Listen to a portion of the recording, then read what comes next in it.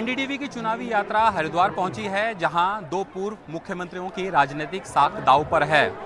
पूर्व सीएम हरीश रावत के बेटे वीरेंद्र रावत कांग्रेस के टिकट पर चुनाव लड़ रहे हैं, तो दूसरी तरफ बीजेपी प्रत्याशी पूर्व सीएम त्रिवेंद्र रावत चुनावी मैदान में है।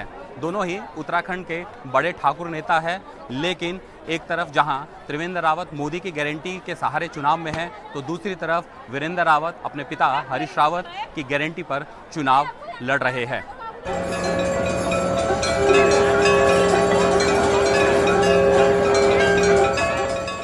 हरिद्वार का दिल जीतना हो या चुनाव, गंगा मैया का आशीर्वाद लेना जरूरी है और यहाँ मुकाबला दिग्गजों का है। एक तरफ बीजेपी से पूर्व मुख्यमंत्री त्रिवेंद्र सिंह रावत है, तो दूसरी तरफ केंद्रीय मंत्री हरीश रावत के बेटे वीरेंद्र रावत।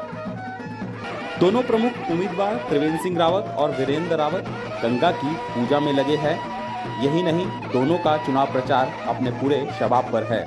त्रिवेंद्र रावत बीते 2 चुनाव जीतने का हवाला दे रहे हैं, तो वीरेंद्र रावत हरिद्वार की पारिवारिक विरासत के भरोसे है। जनता ने 2014 में जिसको आशीर्वाद दिया, 2019 में जिस पार्टी को आशीर्वाद दिया, उसी को इस बार आशीर्वाद देने जा रही है। यानी कि भारतीय जनता पार्टी तीसरी बार हरिद्वार लोकसभा से फिर फतह हासिल करेगी। नहीं देखिए, तो विचारधारा की लड़ाई है और हम विचारधारा की ही लड़ाई लड़ रहे हैं। हमारी माननीय प्रधानमंत्री जी ने कहा है भी कि हम कांग्रेस मुक्त भारत की बात है। कांग्रेस मुक्त का मतलब व्यक्ति विशेष नहीं है। कांग्रेस मुक्त का मतलब विचारधारा, जो कांग्रेस की विचारधारा है, जो विभाजनकारी विकास विचारधारा है, उसको समाप्त करना। हरीश रावत जी और पूरी कांग्रेस जो है वो किसान के प्रति बहुत संवेदनशील है। समर्थन बहुत जोरदार मिल रहा है। जनता अपने 10 वर्ष के विकास को और 10 वर्ष जो सांसद रहे, लापता सांसद, उनको खोज रही है। और खुद जनता ने बता दिया कि जो यहाँ 10 वर्ष सांसद थे, उन्होंने कोई काम नहीं किया, तभी उनका चेहरा बदल दिया है। लेकिन जो चेहरा बदल के भी आए हैं, उन्होंने भी वो भी 4.25 वर्ष मुख्यमंत्री रहे। ना तो उन्होंने प्रदेश में कोई उल्लेखनीय कार्य किया और ना ही हरिद्वार जिले के लिए कुछ किया।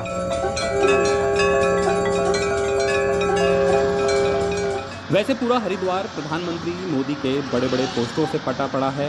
कांग्रेस की ओर से जो पोस्टर लगे हैं, उनमें वीरेंद्र रावत की जगह उनके पिता हरीश रावत की तस्वीर है। रावत कहते हैं कि लड़ाई तो उन्हीं की है।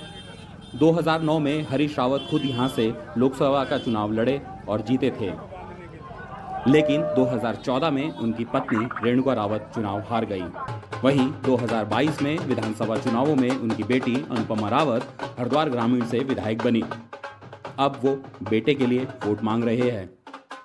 चुनाव तो वीरेंद्र ही लड़ रहे हैं, लेकिन मैं उनके प्रयासों को सपोर्ट कर रहा हूँ, उनके प्रयासों के साथ खड़ा हूँ।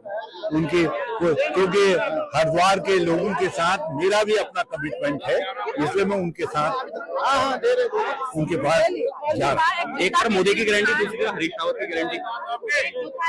लोग मोदी जी की गारंटी तो पूरे देश और दुनिया ने देखी। न लोगों के को 15 लाख मिला, न लोगों की आमदनी दुगनी हुई, न जो है 2 करोड़ रोजगार आए। तो मोदी जी की गारंटी तो फ्लॉप गारंटी है। हरीश रावत की गारंटी को हरिद्वार के गांव-गांव में, इलाके में देखा जा सकता है। इसलिए लोग हरीश रावत की गारंटी पर कम से कम हरिद्वार में तो विश्वास करें। मगर सवाल है, जनता क्या सोचती है? हरिद्वार लोकसभा में 60% ग्रामीण आबादी है और 40% लोग शहरों में है। किसानों की कई शिकायतें हैं, खासकर फसल के दाम न मिलने की। काश्तकारों का तो यह है भाई, उनकी फसल अच्छी बिक जा और पैसा उन्हें मिल जा।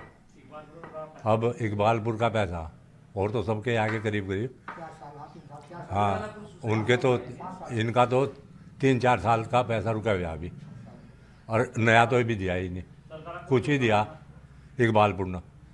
तो भाई इन्हें तो अपने वो चाहिए, फसल बिक्री, फसल पर निर्भर है, आगे तो और कोई काम नहीं इनका।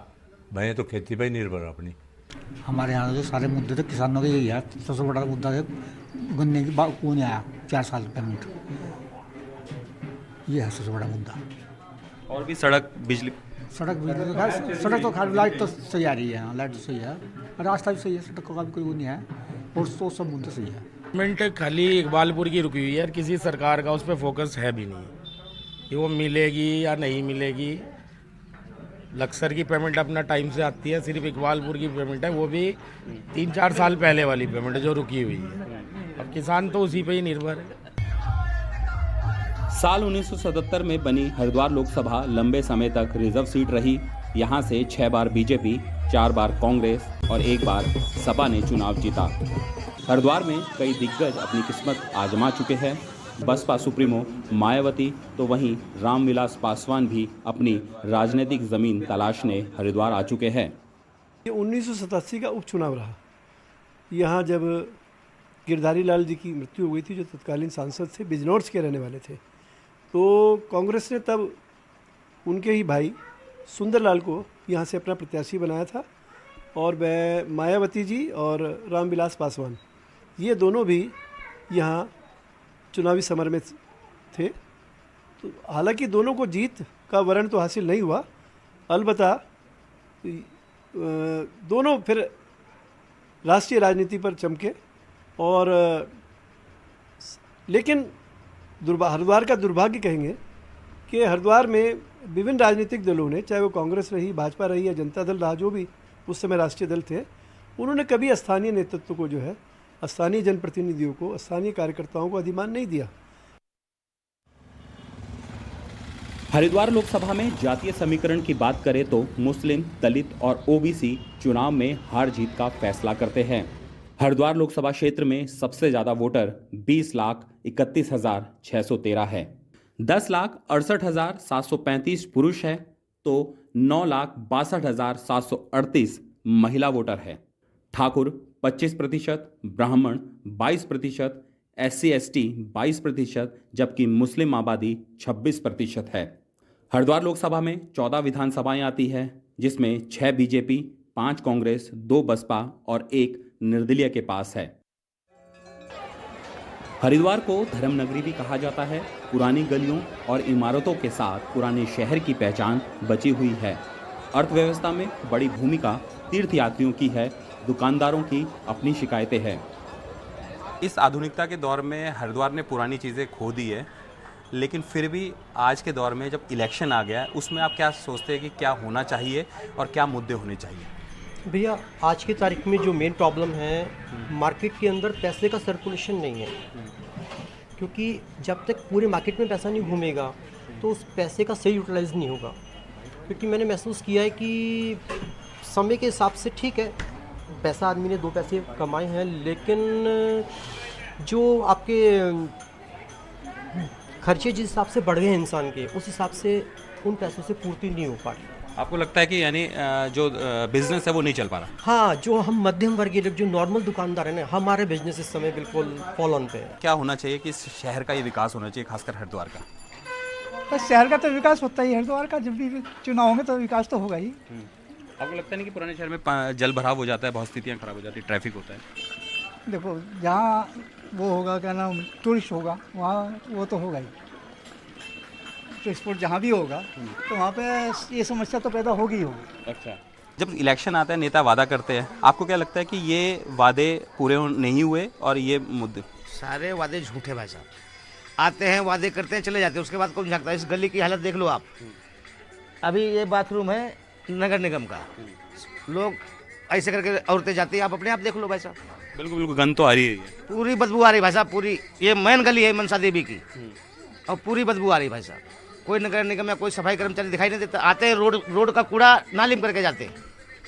ये हाल है भाई साहब, क्या करोगे आप? बहरहाल 4 जून को ही पता लग पाएगा कि हरिद्वार लोकसभा में किसको जीत हासिल होती है, लेकिन मान्यता ये है कि हरिद्वार में जो भी आता है, गंगा मैया उसको खाली हाथ नहीं भेजती है। लेकिन इस चुनावी जंग में जीत का सेहरा एक ही पर बंधेगा। अब ये देखना है कि दोनों रावतों में किस पर गंगा मैया आशीर्वाद देती है और किसको हरिद्वार की जनता संसद पहुंचाती है। हरिद्वार से NDTV इंडिया के लिए किशोर रावत।